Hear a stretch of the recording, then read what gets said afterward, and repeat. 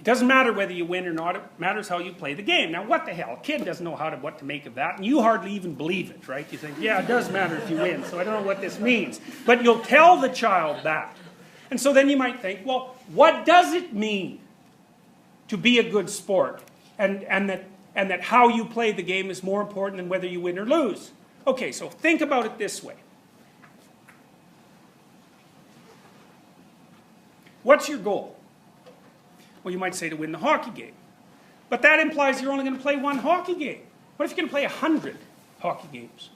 And then forget about that. What if you're going to play 100 hockey games and 200 basketball games and 50 chess games, and you're going to have a bunch of jobs, and you're going to have a bunch of friends, and you're going to have a bunch of relationships. And all of those have a game-like structure. And let's say that you're a real son of a bitch when you play hockey, and so no one ever invites you to do any of those other things. It's like, well, you win the game, but you lose the metagame.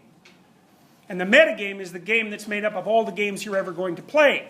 And what a parent means when they say, doesn't matter whether you win or lose, it matters how you play the game, is that the metagame is more important than the game. And you should learn how to play games so that whether or not you win or lose, people really want to play with you.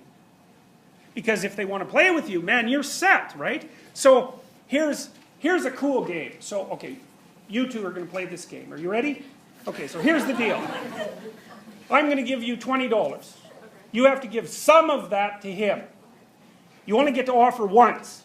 If he rejects it, neither of you get anything. Okay, how much are you going to give him? 10. Would you take that? Okay. Okay, you would. Why? I mean, like, first is better than nothing. Second Yes. is a fair amount. It's like, fair. Yeah. Right. Yeah. So this experiment has been done all over the world. And so basically what they find is that people pretty much offer 50-50. Now, here's something cool. Let's say you go play this game and you use $20 and you're playing it with really poor people. And so you set the game up. So you say, look, offer him $2. He's poor. He'll take it. So you offer him $2. What does he do? He tells you to screw off. Right, and he's more likely to do that if he's poor. So that's pretty interesting, because like a classical economist would say, look, what you should have done was offered him $1. It's like, you get 19, you get 19. He gets $1, he's going to take the damn dollar because it's better than nothing. But that isn't what people are like. It's like you give them $1 and you get 19, they want to punch you. Right, they're not going to take that. And that's because they don't want to play the game that way. They want to play the game so that it's fair across multiple games. Now you might say, let's say you're playing that in front of a whole bunch of people, like we were now. And let's say all these people are going to be able to invite you to play the same game. And so maybe you're going to be able to make $400 in the next hour. So then you might say, well, what should I do if I wanted everybody to invite me to play this game as much as possible? Then how much would you offer? 15, exactly. That's cool. So that means actually you lost the game. The one game, right? Because you only get 5, and he gets 15. But like everyone's thinking, hey, I'm going to play this game with her.